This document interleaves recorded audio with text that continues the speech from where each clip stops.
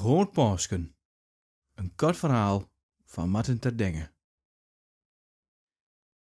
Blikken worden uitgewisseld en oogbrouwen opbetrukken bij naberschap Leggenbarg door als Chris Spenkelink op een misterustige zaterdagmorgen in november in een bij de bakenbouwers de weide inloop.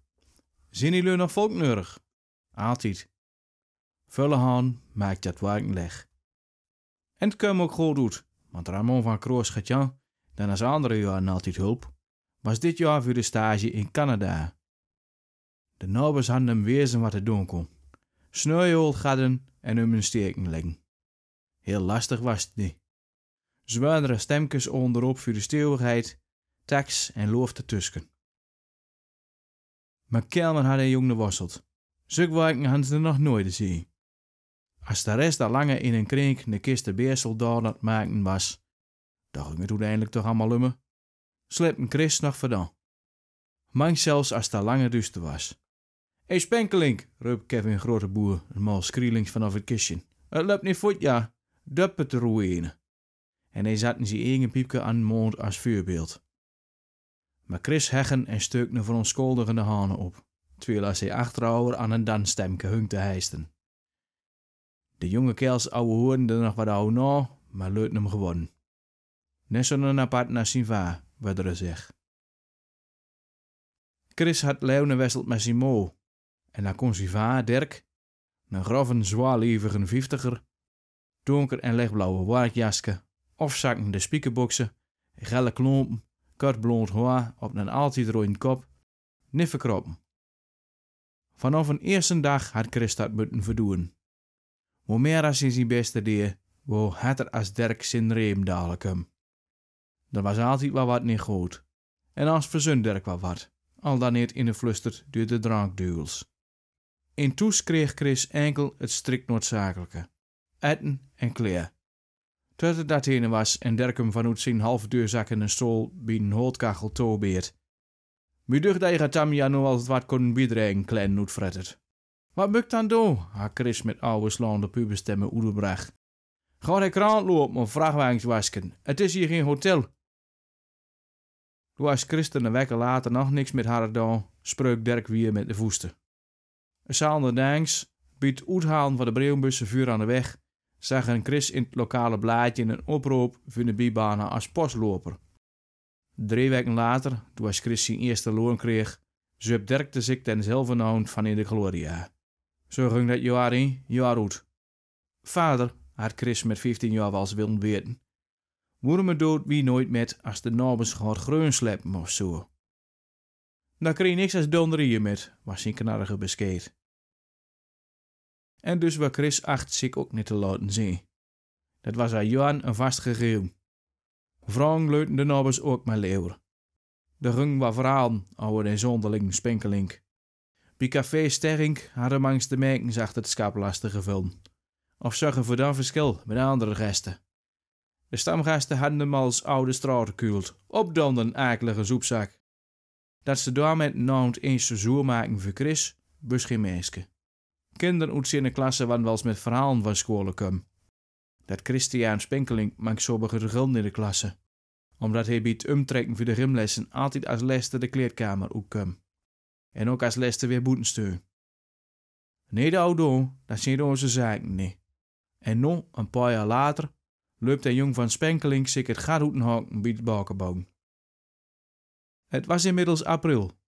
Er hing een plezierige, warme luchtstreum, met duftige ondertoon van bloesems uit het land. Bijmeersen slung uit 2-turnige leed tussen de boomtuppen, waar als 10.000 bladknuppen aan de lichtgroene waas erin leuten schieten. De laatste dagen hadden de bakenbouwers nog een mooie slag weten te maken. Het vrouwvolk had verschillende avonden bij elkaar gezet om onder gezellige kwakerieën witte papieren reuskes te voelen. Dat zag er feestelijk uit op het greu en gaf een temet een mooi effect als de baken in brand ging. Nu steunden ze met de rand tevreden naar het resultaat te kijken. 18 meter en 32 centimeter. Niet het allerhoogste, maar het ging ja ook een vorm. Een mooi strakke parabool. Waar hebt die anderen dan? Vroeg een van de nabers met een piepje in de hanen, aan nums in het bijzonder. Dat zal ook 16,5, Stiepelo 24 dreeën, zingt ze. Morgen zal de burgemeester en wethouder komen en de verschillende bakers beoordelen op hoogte, vorm en afwerking. Een naberschap met de hoogste krijgt dan een wisselbeker, de bokaal. Naberschap Leggenbarg had dit jaar inzet op de titel Mooiste Baken. De schreeuwers van Stiepelo zullen wel weer een hoogste nemen. Die hadden jou ook meer volk, dus die konden ook meer verslepen. Op het pleintje voor het raadhuis hadden zich de verschillende naberschappen bij elkaar gegadderd om een uitslag van de bakenwedstrijd te horen.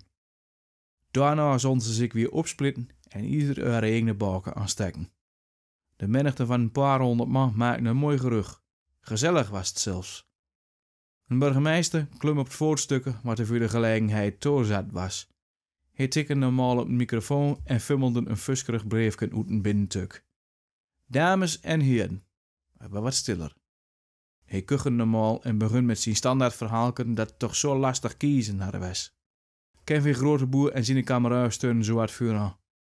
Een burgervader had een paar waren nooit genoeg. Het ging haar niet rap genoeg. Ja, goeiedag, wat heeft het er altijd lange lullenwerk, zei Erik van den Berg. Zullen daarmee geen kinderen hebben? De muggen grinnikten wat. Hoogste baken? Stiepelo, spien de burgemeester tussen het geflokkerte van de windduur in de microfoon. Een gejuich steeg op uit een deel van de toehoorders voor Stiepelo steun. Een applaus van de rest. Heb je trouwens Chris Spenkelink nog gezien? Vroeg Kevin Erik. Nee, maar men niet attent wat hef met zulke vergwaring, was ten zijn beskeerd. Ja, is ook zo. Maar dan heeft er zo onwies voor geslept. Je zult toch menen dat hij een noodslag wel weten.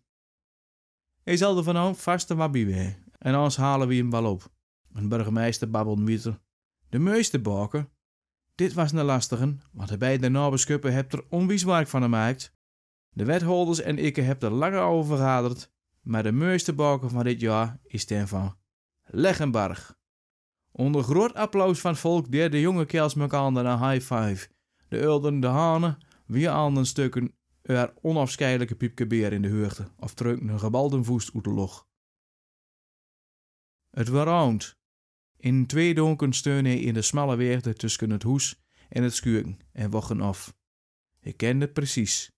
Voor het zolder en kel was zijn vaar was dree van het lege boerderijken komen zwalken. En dan Cora, een altijd vriendelijke golden retriever afjacht geven. En dan hem. Want dat deed hij haar Johan. Tot vandaag. Hij had tammo wat 1000 maal als een film in zijn kop laten spelen. Het was genoeg geweest. Cora had hij naar binnen gedaan. Met een verwrungde pletten lusten hij was de holle voortstappen kluskend kutte biekom. In gedachten leut hij al die vergane Johan van zijn jeugd voorbijkom. Een onmenselijke waas van helligheid trok hem voor de ogen.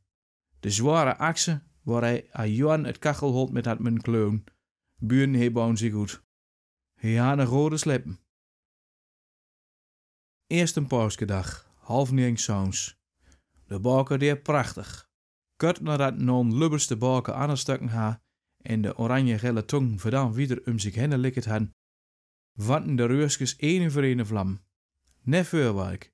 Een gloed van het Leggenbargse bakenvuur scheen de menigte in het gezicht en gaven iedereen de warmte om de benen en het bouwlief. Net als andere jaren had iedereen er gewoon zien. De broers van Skreus, Nieuws, Timmerman hadden met uit kofferbandje mooi de stemming in. En Groteboer en Conchotten zaten eerste rangs, de man op een kistje bier. Oud en jong te hopen, als één volk om het vuur. Stelkens kruipen kort op mekaar. Ze gingen het misschien naar wat duizenden Johan. De scherpe rukken van het dandloof gaven een gevoel van toehuwen. Maar dit jaar dreemde tussen de scherpe dankool de sterke bittere vlagen van verbrande heuren, ijzer achter kopper, zwavel en verkoolde barbecue. Chris Spenkelink ging op gelklompen alle nabels één voor één bilangs met 2 borrelglaasjes en een flesje Twentse zwiegelie. Met een grote glimlach wenschte hij iedereen uitbeunig groot Pasen.